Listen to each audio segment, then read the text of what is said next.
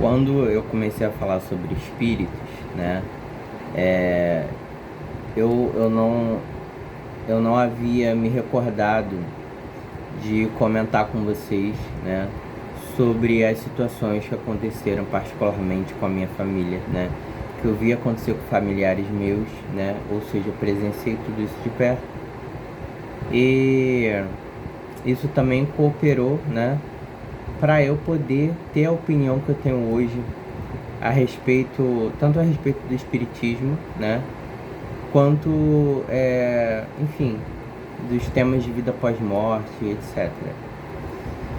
Falar sobre isso é sempre algo delicado, né? Porque isso daí mexe com o sentimento das pessoas, mexe com, de repente, um apego, né? Que a pessoa ainda tem alguém que é falecido e etc, né? Tudo isso daí a gente já sabe que realmente acontece. Mas nesse vídeo eu quero trazer para vocês mais uma vez uma visão realista, né? E meu ponto de opinião sincero a respeito aí de por que nós não devemos ficar evocando os mortos, tá? Então fique comigo até o final do vídeo, deixa já o seu like no canal, comente, compartilhe, tá? Se você ainda não agendou a sua consulta de tarô, eu vou deixar aqui, tá, na descrição do vídeo o meu número de contato para você entrar em contato, agendar sua consulta de tarô, que a agenda tá aberta ainda, tá? Então chega de enrolação, bora lá pro vídeo, roda a vinheta.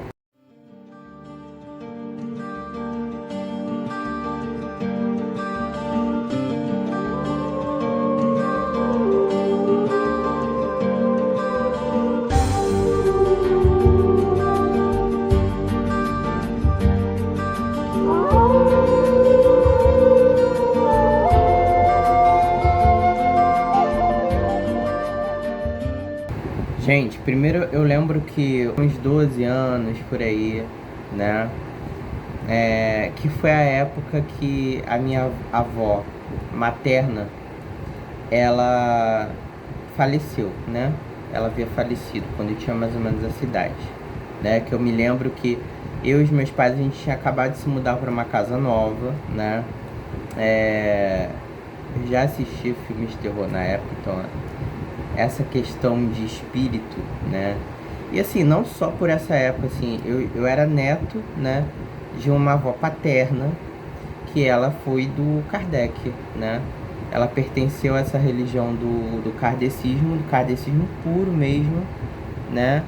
E eu cresci vendo eles indo aos centros espíritas, tomar passe, fazer não sei, as rezas, etc.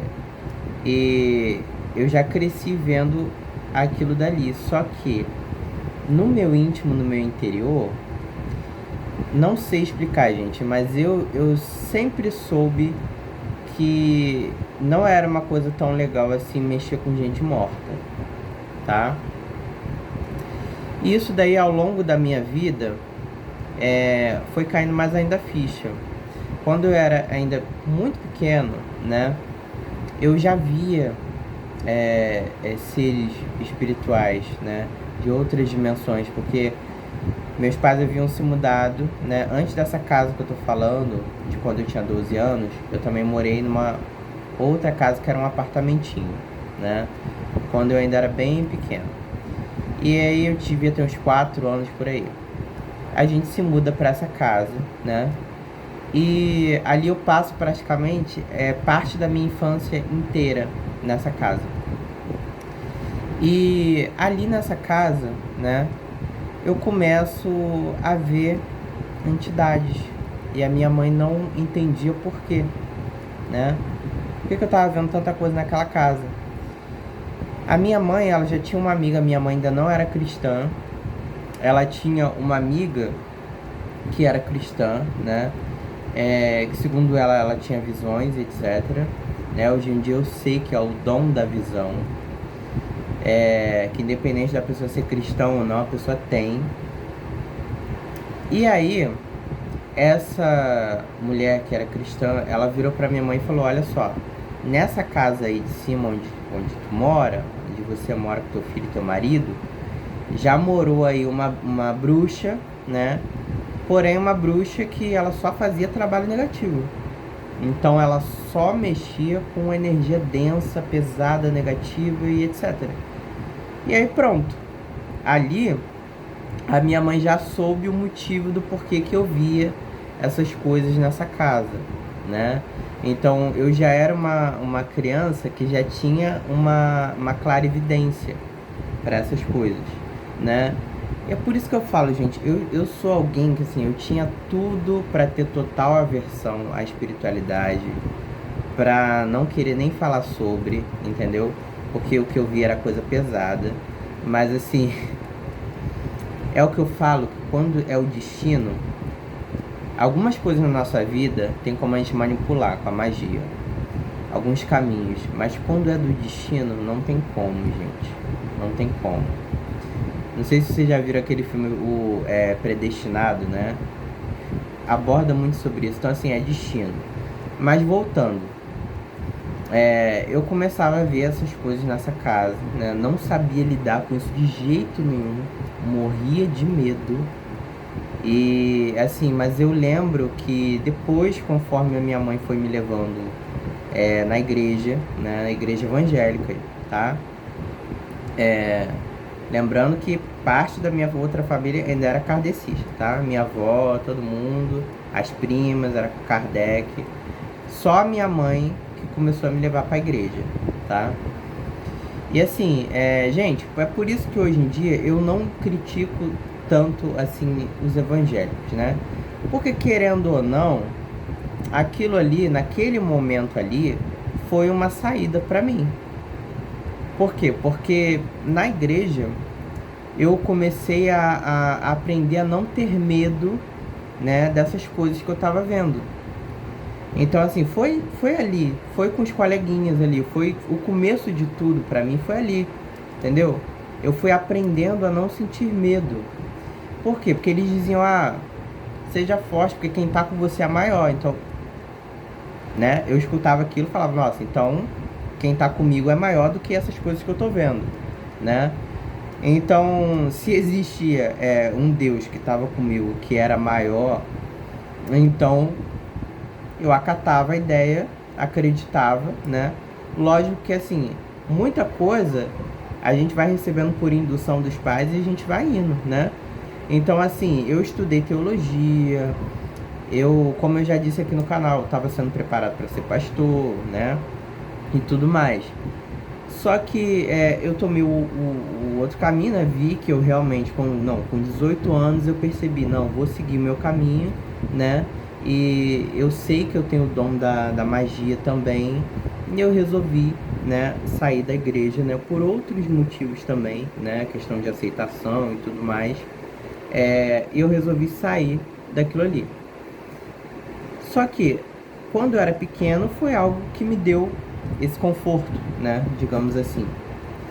Então eu comecei a perceber que eu tinha autoridade para expulsar, né, essas coisas que eu via. Então, sabendo que eu já era dotado dessa autoridade, né, eu comecei a exercitar isso. E com aquilo ali, eu fui ganhando mais confiança, né. Só que aí acontece isso, com 12 anos praticamente, a gente se muda de casa de novo, né? A gente vai para uma nova casa, qual essa casa ninguém havia morado, porque meu pai havia construído, né? Essa nova casa, uma casa muito grande, onde meus pais moram até hoje. E assim, essa nova casa era uma maravilha, porque eu não via mais nada nessa casa. Eu não via entidade, não via espírito, não via nada, tá? Até porque nós fomos os primeiros moradores. Então, assim, sossegou. Só que houve ali uma transição quando a minha avó faleceu, minha avó materna. Minha mãe era muito ligada a ela, né? E até hoje eu não sei se a minha avó materna, se ela foi cremada ou se ela foi enterrada. Mas como que você não sabe? Você não foi no enterro? Não, gente.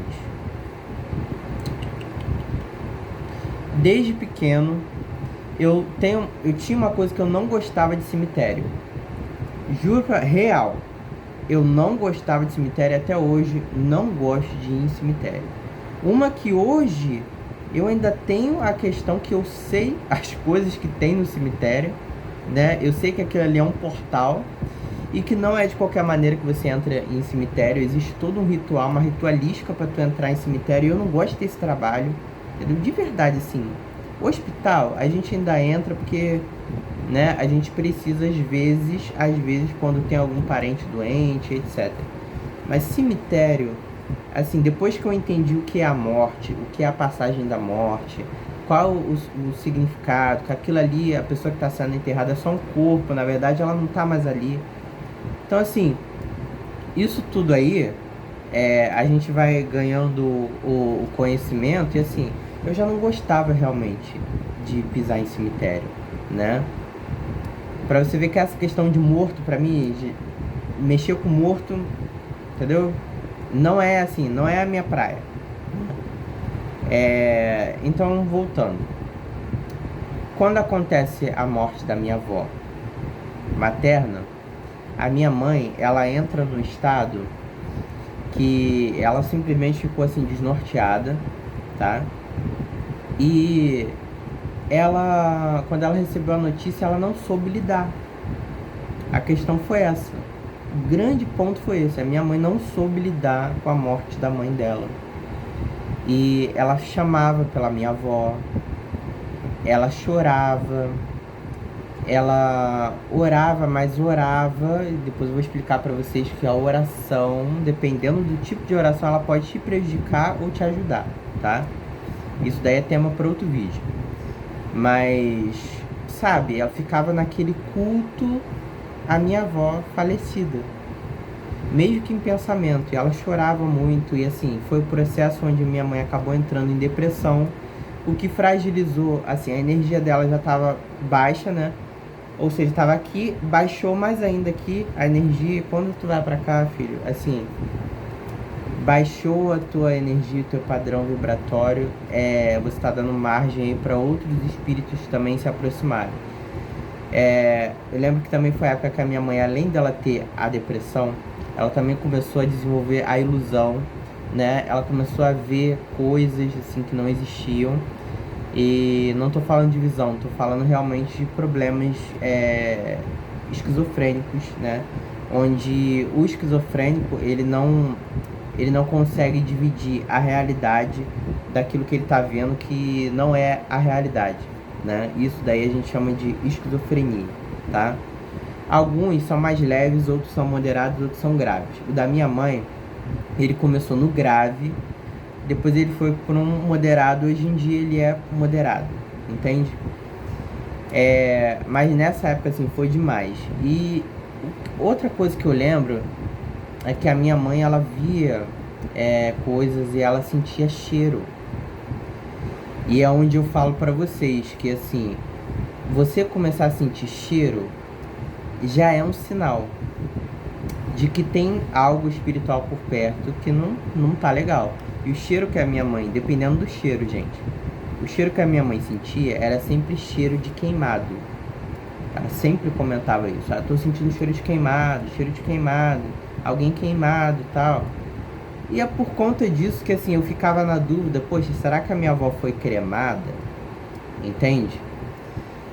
E aí, por que eu tô compartilhando essa experiência com vocês? Eu percebi que o quadro da minha mãe, assim, depois da morte da minha avó, assim, entendeu? A coisa foi degringolando, assim, de um jeito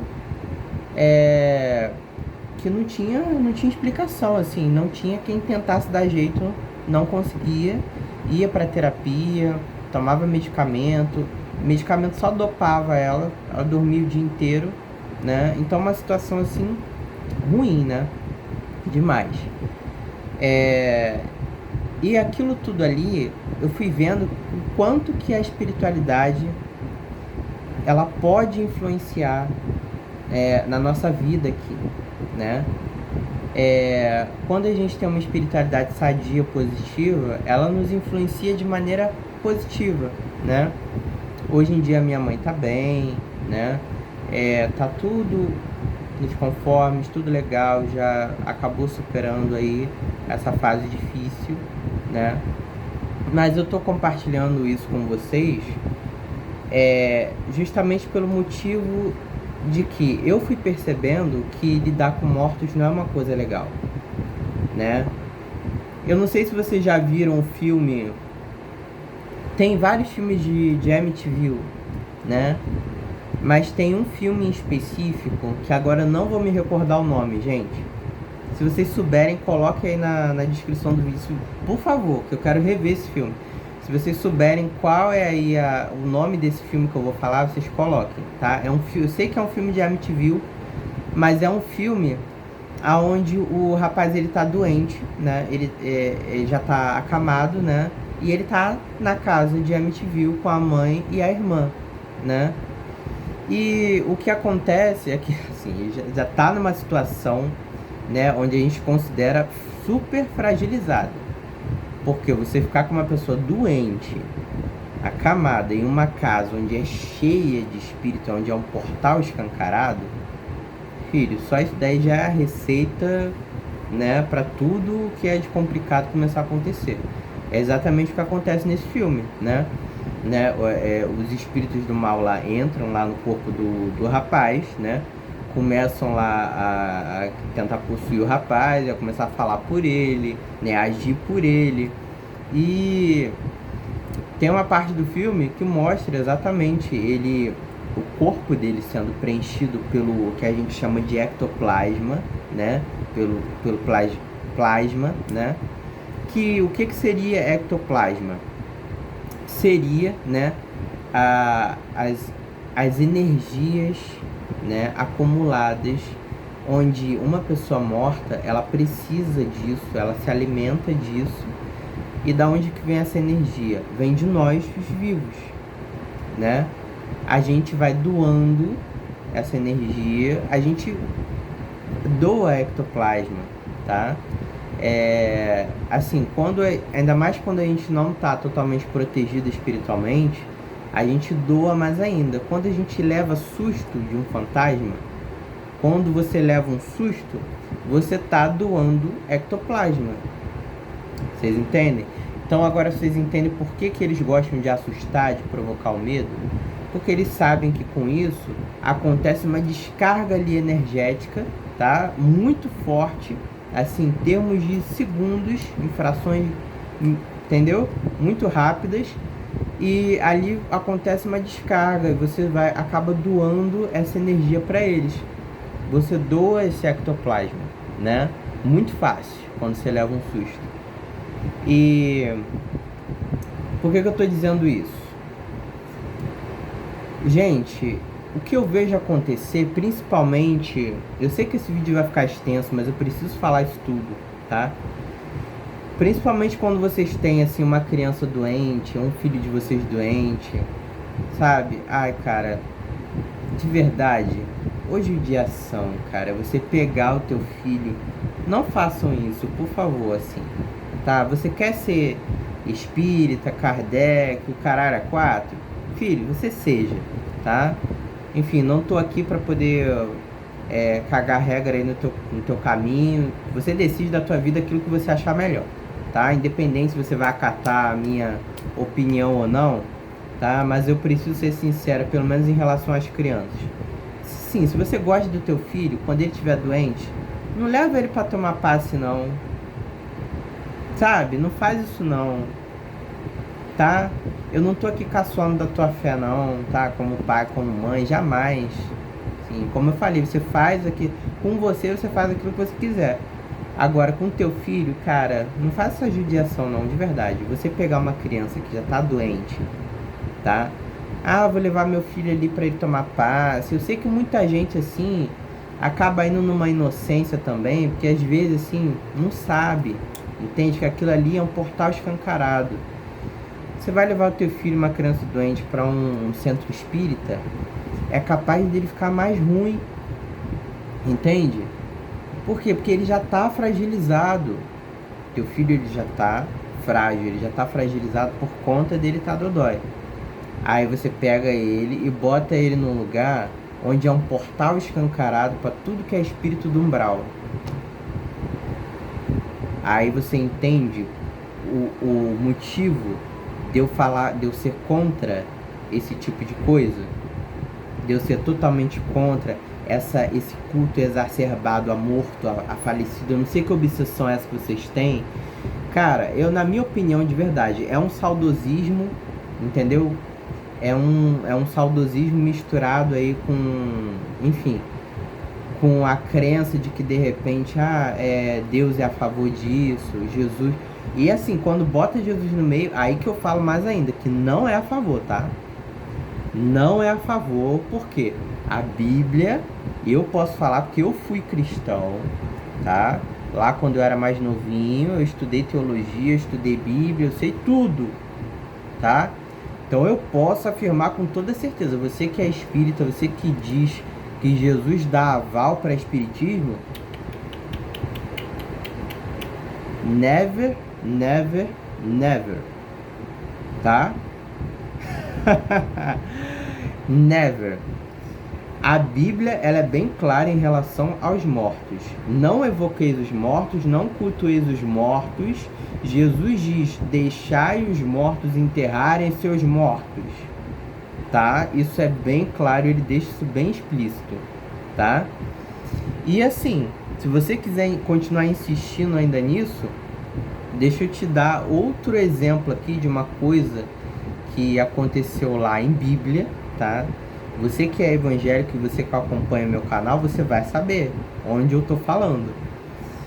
Quando Samuel já estava morto, né? E que Saul, ele estava muito desesperado porque ele sentia já que ele ia perder uma guerra, uma batalha muito importante, né? E ele estava ainda com medo de que Davi se tornasse o rei de Israel. Isso foi antes do Davi, né, ser proclamado ali o rei de fato. Então Saul, ele estava muito desesperado, sem consolação, né? Ele foi buscar ali a ajuda de uma bruxa, né? Uma bruxa ali que prometeu a ele que poderia trazer ali, né, a alma de um falecido para poder estar falando com ele, né? E ele queria falar com Samuel, né? Até hoje a gente não sabe se foi realmente Samuel que apareceu, tá? Para o Saul, ou se de repente foi outro espírito, outra entidade se passando por Samuel. Isso daí a Bíblia, ela não especifica, ela não entra nesse detalhe, tá? Mas diz que Samuel teria aparecido para ele e ele teria dito: por que me incomodais, né? E ele ainda fala que ele perderia a guerra, que ele morreria e que veria o filho morrendo, etc. Ou seja, só piora a situação dele. Ele que já estava desesperado, ele entra num desespero maior, tá? Então, assim, além de não ter ajudado ele em nada, ele ter evocado um morto, né? Deixou ele mais desesperado. Então, assim, piorou a situação dele, a energia dele caiu mais ainda, né? A energia dele que já estava fraca, agora teria ido por ralo abaixo, né? Depois dessa notícia fatídica. E assim, vocês compreendem por que na minha opinião não é inteligente você ficar evocando morto? E que não existe respaldo bíblico para você evocar morto. Não existe respaldo bíblico para o espiritismo. Não existe base bíblica para espiritismo. E tá lá escrito ainda em Paulo. E Paulo expulsou ali os espíritos ali, expulsou os espíritos do mal, tá lá. Entendeu?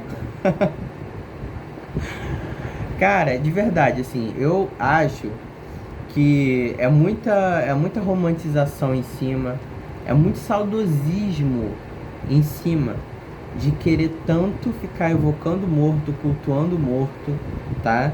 Sabendo que isso não agrega em nada pra vocês, não faz bem nenhum pra vocês.